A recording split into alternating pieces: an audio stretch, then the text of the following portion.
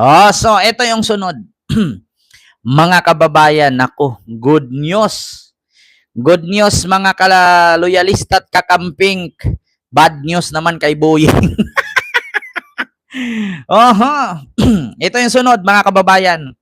Bad news sa mga DDS, good news sa mga kakamping at loyalista. Kibuloy! Nako, biyaheng Amerika. Nako. Mga kababayan, extradition request ng Amerika kay Kibuloy, formal nang hiniling ng Estados Unidos. No? Or extradition ni Kibuloy, formal nang hiniling ng Estados Unidos. Nako po, or United States of America.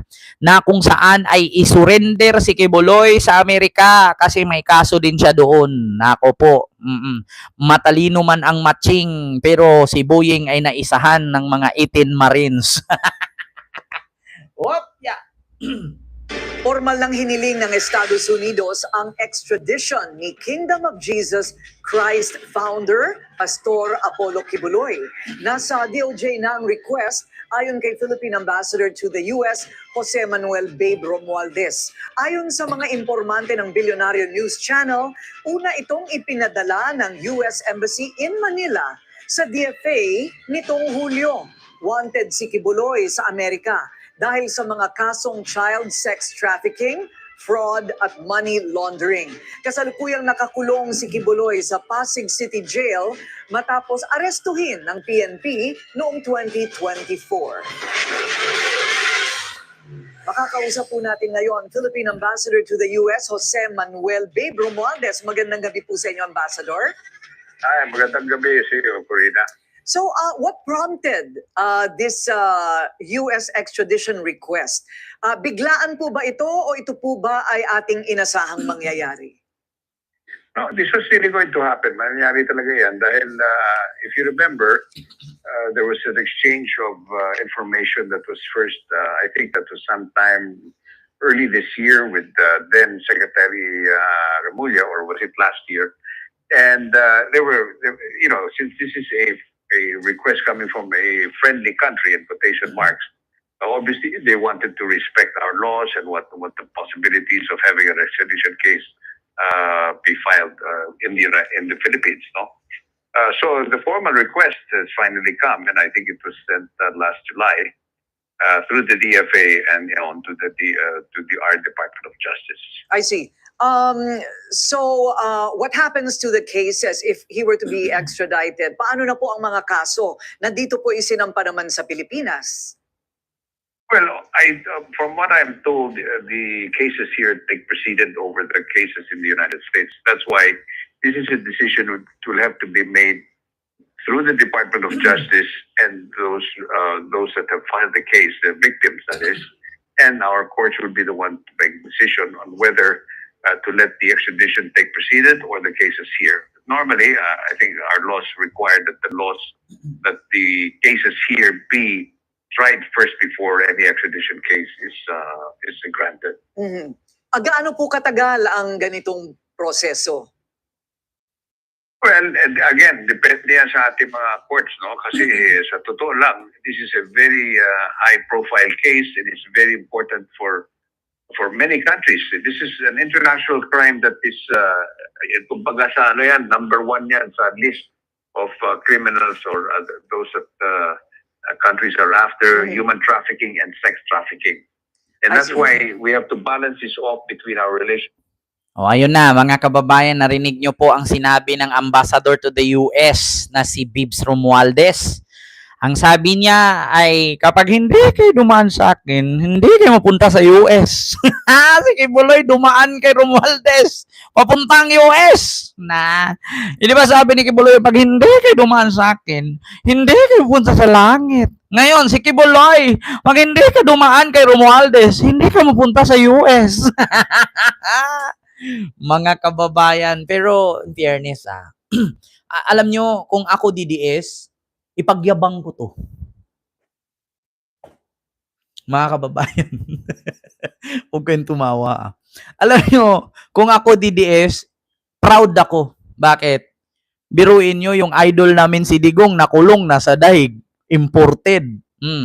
Yung idol namin na anak ng Diyos nakulong sa Amerika. Imported. Yeah? Sana all.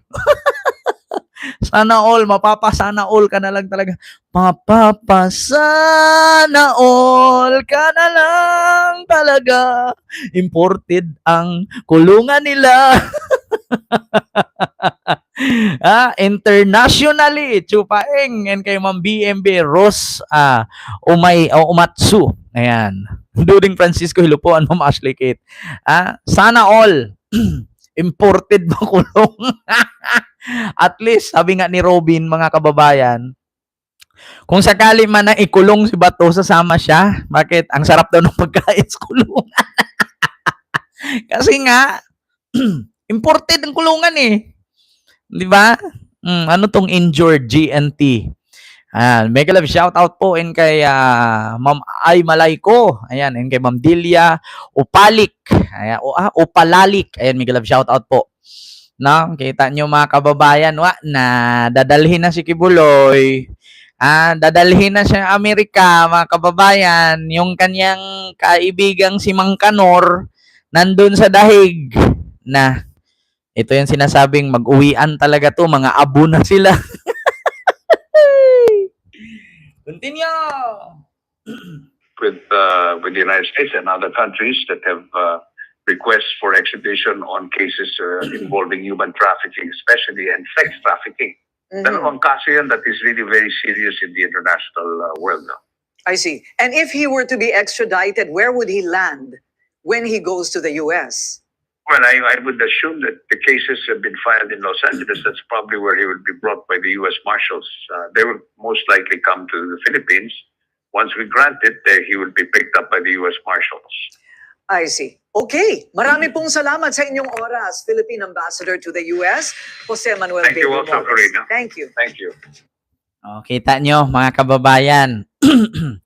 Alam nyo na. Ngayon ang tanong, ano na naman sasabihin ng kampo ni Kibuloy dito? Na, isuko na nila si Kibuloy, natanggap na ni BBM ang 200 million. Ayun na naman tayo, mga kababayan. Ito, ibabalik na naman nila to. Kaya si Kibuloy ay isusuko ni BBM sa Amerika dahil natanggap na ni BBM ang $200 million na reward sa ulo ni Kibuloy. Ayan naman. Bakit naman magkaroon ng 200 million sa ulo ni Kibuloy? Ano ba si Kibuloy? Anak ng Diyos? Hindi nga niya napahinto yung lindol. Kaya sa mga taga Jensan, sisihin ninyo talaga si PBBM. Hindi sana kay lindolin dyan kung hindi pinakulong ni PBBM si Kibuloy. Mga taga Jensan, sisihin nyo talaga si BBM. Kasi kung hindi pinakulong, in-stop na sana ni Kibuloy yung lindol. Stop in the name of my Lord. Diba? Ay nako mga kababayan, nawa na. Pag hindi kayo dumaan sa akin, hindi kayo mapunta sa langit. Pag hindi ka dumaan kay Bibs Romualdez, hindi ka mapunta sa US. Ay, gusto ko, mga kababayan, giahak. Ano na, mga kababayan, Ma'am Lani Tatson, and kay Ma'am Ahlita Lusada, and kay Ma'am Nini TV. Ayan, someone enjoy in life. Someone enjoy in life. Ayan, mega love shout out po. Di ba? Ano na, mga kababayan. So, alam nyo na. So, klarong-klaro, di ba?